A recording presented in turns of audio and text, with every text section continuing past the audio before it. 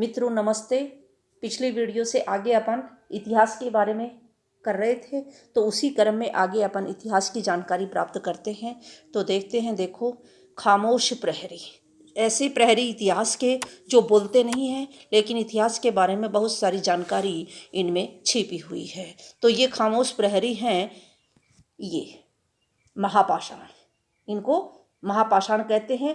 ये प्राचीन समय में समाधान थे और इन्हें बड़े करीने से यहाँ पर बड़े बड़े पत्थरों को लगाया जाता था। करीने से मतलब व्यवस्थित तरीके से। इस तरह के महापाषाण को ताबूत, समाधान या शिष्ट कहा जाता है। यहाँ दिखाए गए शिष्ट में एक पोर्ट होल, बड़ा सुराख है, जो शायद पत्थरों से बने हुए कमरे में जाने का रास्ता था। ये होल बना हुआ है यहाँ पर। तो इधर ये किसी पत्थरों से बने हुए कमरे में जाने का रास्ता हो सकता है, ऐसा अनुमान लगाया जा रहा है। महापाषाण कब्रें बनाने की प्रथा 3000 साल पहले शुरू हुई थी। तो इसको आप ध्यान में रखोगे। महापाषाण कब्रें बनाने की प्रथा 3000 साल पहले शुरू हुई। इन कमरों में मृतकों को खास किस्म की मिट्टी के बर्तनों के साथ दफनाया जाता था, जिन्हें काले लाल मिट्टी के बर्तनों या ब्लैक एंड रेड वियर के नाम से जाना जाता था। तो महापाषाण में जो मृतक दफनाया जाता था, उनके साथ में जो मिट्टी के बर्तन होते थे, उन्हें क्या कहते थे? काले लाल मिट्टी के बर्तन या ब्लैक एंड रेड वियर कहा जाता था। कब्रों में बर्तनों के अलावा लोहे के औजार, हथियार, घोड़ों के कंकाल तथा पत्थर और सोने के गहने मिले हैं। तो ये सब चीज़ें भी क्या हैं? मृतक के प्रति कहीं न कहीं किसी प्रकार की श्रद्धा या आस्था को व्यक्त करने वाले हैं। अब अपन देखो आगे कुछ स्थानों को का अध्ययन करते हैं। ये है अपना ब्रह्मगिरी। ये स्थान ब्रह्मगिरी का है और वर्तमान कर्नाटक में स्थित है। जो क्या है, ये है महापाषाणिक पूरा स्थल। महापाषाणिक अपन पढ़ के आए हैं। बड़े बड़े पत्थरों से निर्मित समाधान को महापाषाण कहा है। तो ये ऐसा स्थल है जहाँ महापाषाणिक कब्रें मिली हैं।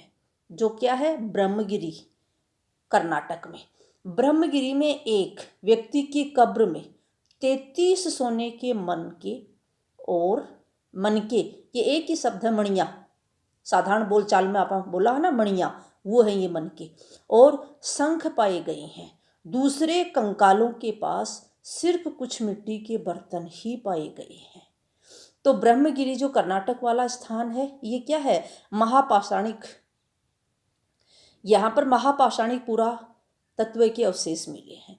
और यहाँ पे एक कब्र ऐसी मिली है जिसमें 33 सोने के मनके हैं और साथ में शंख हैं।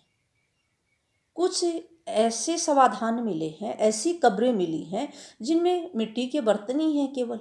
तो इससे अपन क्या अनुमान लगा सकते हैं? इससे अनुमान ये लगा सकते हैं कि 3000 साल पहले यहाँ रहने वाले जो लोग थे, उनमें कोई धनवान था और कोई साधारण वर्ग से था और कोई गरीब था।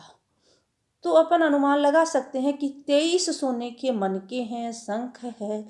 तो ये कब्र किसी धनवान व्यक्ति की हो सकती है। जिनके साथ सिर्फ बर्तन हैं, वो एक सामान्य वर्ग का व्यक्ति हो सकता है। तो ये जो हैं, ये साथ में जो चीज़ें दफनाई गई हैं, इनसे उनकी आर्थिक स्थिति का भी पता चलता है। अब दूसरे स्थान जो है वो है इनाम गांव।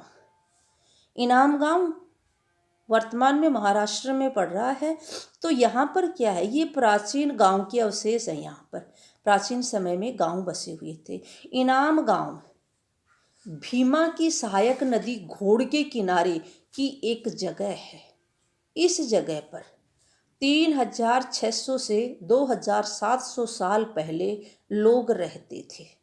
यहाँ वयस्क लोगों को प्रायः गड्ढे में सीधा लिटाकर सिर उत्तर की ओर करके दफनाया जाता था और साथ में बर्तन भी होते थे। तो तो इनाम गांव में भी क्या है, महापाषाणिक कब्र ही है और ये प्रारंभिक गांव माना जाता है बसने के समय का। तो ये जो है क्या है, स्थिति क्या है इसकी, भीमा की सहायक नदी घोड़ के किनारे बसा हुआ है। तो अपनी बुक में दिया हुआ है, इसलिए अपने को प्रश्न आ सकता है कि इनाम गांव कहाँ है। तो भीमा की सहायक नदी घोड़ के किनारे पर है। इसके बाद में इसमें जो कब्र है जो मिली है, एक वयस्क व्यक्ति को गड्ढे में सीधा लिटाकर दफनाया जाता है और उनका सिर किधर किया जाता है, उत्तर की तरफ। तो इनाम गांव में जो कब्रें मिली है उनमें व्यक्ति का सिर किधर किया जाता है, उत्तर की तरफ है। अब आगे यानी ये जो है कब्रों से संबंधित दो स्थान अपने को देखने हैं।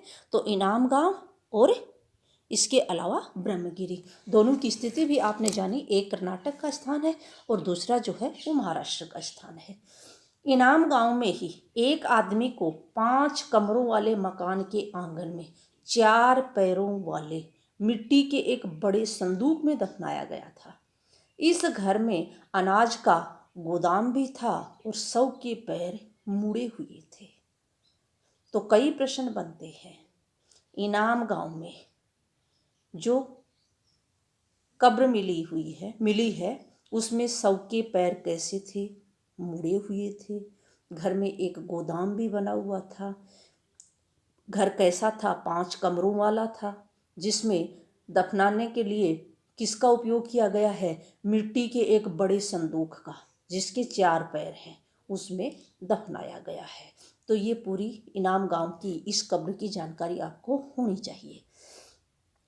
आज से लगभग 2000 साल पहले चरक नामक प्रसिद्ध वैद्य हुए थे, वैद्य जिसे अपन कहते हैं साधारण भाषा में, उन्होंने चिकित्सा शास्त्र में चरक संहिता नाम की पुस्तक लिखी।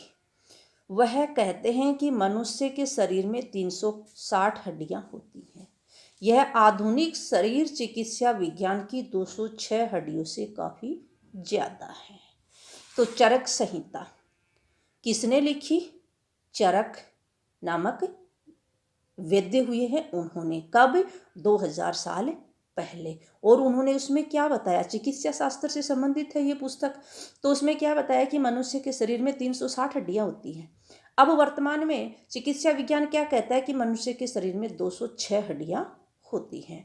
तो चरक संहिता में मनुष्य के शरीर में कितनी हड्डियां बताई हैं, 360।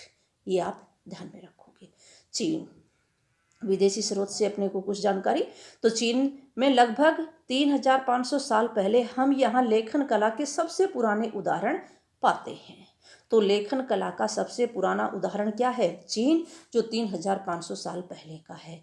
यहाँ जानवरों की हड्डियों पर लिखा जाता था उस समय, और इन हड्डियों को भविष्यवाणी करने वाली हड्डियाँ कहा जाता था।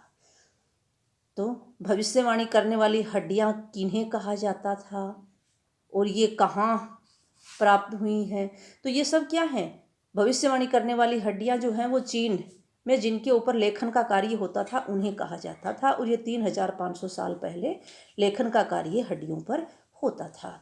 तो इनसे आप शायद समझे होंगे। ये संपूर्ण जो जानकारी है ये अपने राजस्थान बोर्ड की नवीन पाठ्यक्रम के अनुसार जो NCERT पर आधारित है, इनकी कक्षा 6 की पुस्तकों से ये सारी जानकारी जुटाई गई है, इसलिए विभिन्न परीक्षाओं के लिए अति महत्वपूर्ण है।